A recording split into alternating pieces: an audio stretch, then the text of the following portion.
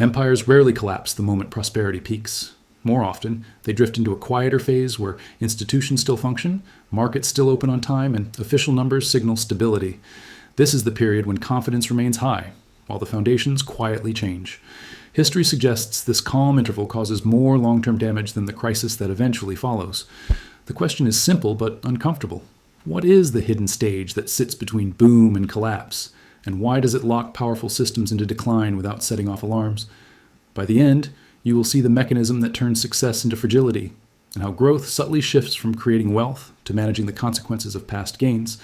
From the Roman Empire after its 2nd century peak, to Britain at the height of its global reach, to the United States after World War II, the same sequence appears. Different centuries, different technologies, but a similar transition point where management replaces momentum. Somewhere along this path, a decision removes a critical constraint and makes reversal costly. Now let's walk through the pattern, step by step. In the Roman Empire, the hidden stage begins when expansion stops paying for itself. After the territorial peak around the late 100s CE, the state still looks dominant on maps, but the cost of holding the perimeter rises. Legions must be paid, roads maintained, and provincial governors watched even when new conquest revenue slows. Stability remains, but the balance shifts from gain to upkeep.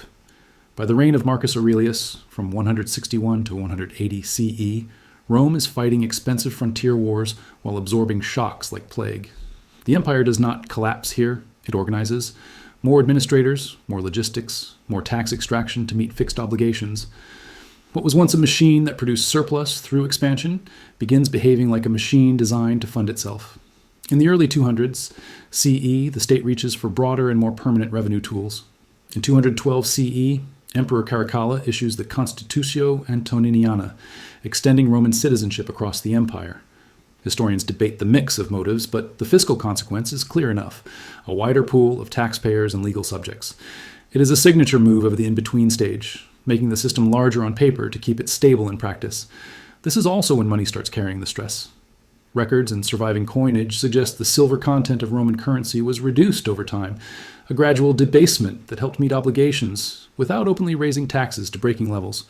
You can call it financial innovation or quiet desperation, but the function is the same. The present is stabilized by pulling value forward. From the street level, daily life can still look normal.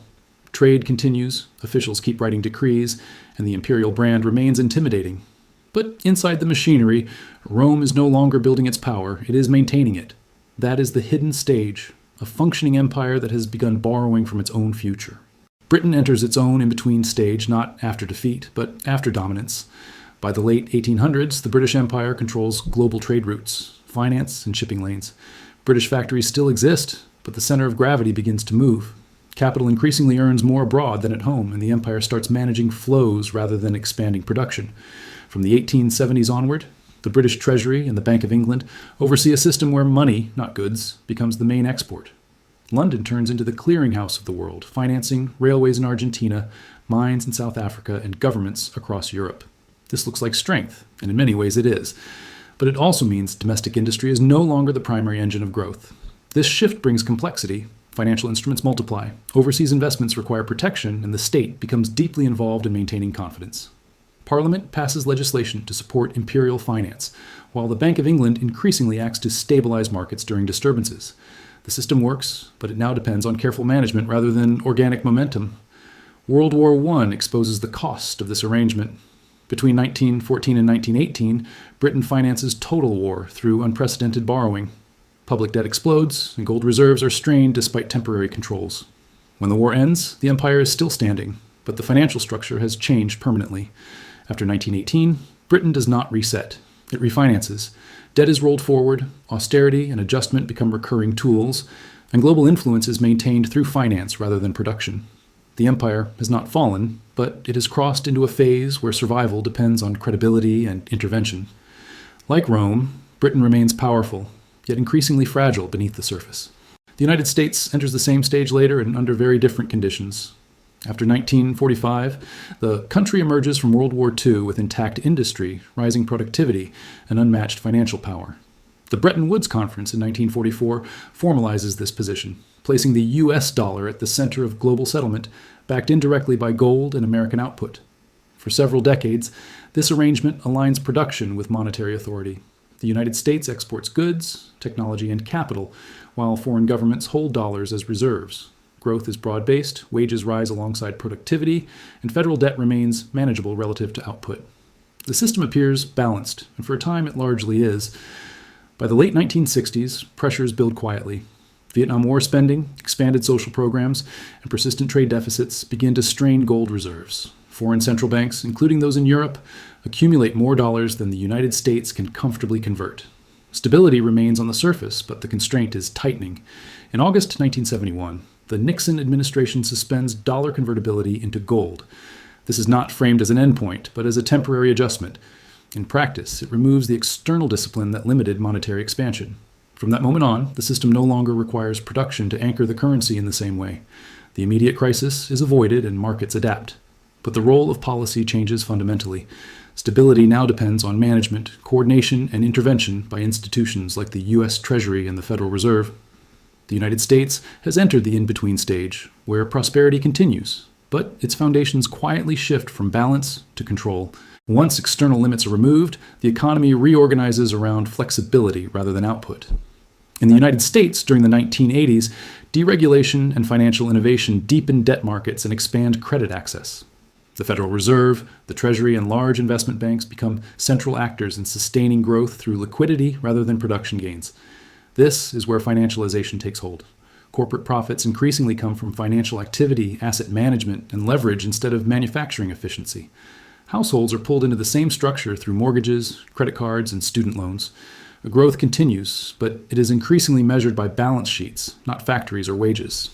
Easy credit plays a crucial role in maintaining the appearance of stability. When productivity slows, borrowing fills the gap. Asset prices rise even as income growth flattens, sending mixed signals about economic health. For policymakers, this creates a powerful incentive to protect markets, because market declines now threaten the entire system. Intervention becomes normalized. After the 1987 market crash, the Federal Reserve signals its willingness to act as a backstop. This approach is reinforced after the dot-com collapse in 2000 and expanded dramatically after the 2008 financial crisis. Each response is framed as exceptional, yet each becomes a reference point for the next. By the late 2000s, the pattern is entrenched. Stability depends on continuous management, low interest rates, and confidence in policy responses. The system still functions, employment exists, and consumption continues. But like Rome and Britain before it, the United States is no longer building momentum. It is carefully balancing accumulated obligations. The consequences of this stage are felt long before any formal crisis appears. Wages in the United States begin to lag behind productivity from the late 1970s onward, even as asset prices accelerate. Housing, once primarily shelter, becomes a financial instrument tied to credit conditions and investor demand. Prosperity remains visible, but it is unevenly distributed and increasingly fragile. Households adapt by borrowing. Mortgage debt expands, consumer credit fills income gaps, and job security weakens despite low headline unemployment. These are not signs of collapse, but of substitution.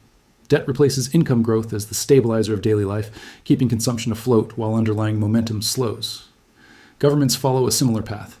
Instead of paying down obligations, they refinance them. Deficits persist even during economic expansions, justified by low interest rates and market demand for government bonds. This works as long as confidence holds and capital flows remain steady. What makes this phase dangerous is sensitivity. When systems rely on continuous intervention, small shocks create outsized reactions. A rate hike, a liquidity freeze, or a geopolitical disruption can cascade quickly through leveraged structures. The economy still appears strong, but it reacts like something much weaker. This is why the in-between stage is so often misunderstood. It does not feel like decline, it feels like control. Yet beneath the calm, the system has traded resilience for management, and that trade becomes harder to reverse with each passing year. By this stage, policy itself becomes the main stabilizing force. Central banks are no longer just referees. They are active participants. Interest rates, asset purchases, and emergency facilities are expected tools, not last resorts. Markets begin to price an intervention as a baseline condition rather than an exception. This creates political pressure. Governments grow reliant on low borrowing costs, while voters grow accustomed to asset-driven stability. Any attempt to withdraw support risks immediate disruption, even if long-term balance would improve. The system becomes locked in, not by law, but by dependency. Internationally, the structure extends outward. Capital flows, reserve accumulation, and currency management bind other economies into the same framework. Institutions like the International Monetary Fund and major central banks coordinate responses to preserve stability. What began as a national adjustment becomes a global operating system. Over time, flexibility narrows. Each intervention raises expectations for the next one. Each crisis response increases the cost of restraint. The hidden stage hardens into a permanent condition where maintaining calm requires ever more precise control. This is the quiet trap between prosperity and collapse. The system still works, often impressively so, but it no longer corrects itself. And when self-correction disappears, the margin for error shrinks faster than most observers realize. History suggests collapse is rarely a single event. It is usually the final act of a long process where systems stop generating momentum and start managing exposure. By the time the crisis arrives, the critical choices have often been locked in for decades. The danger of the in-between stage is not instability, but misinterpretation. It feels like control, competence, and resilience, when it is often dependence and delay. What matters is not whether this phase exists, but whether it is recognized for what it is, a narrowing path where options quietly disappear.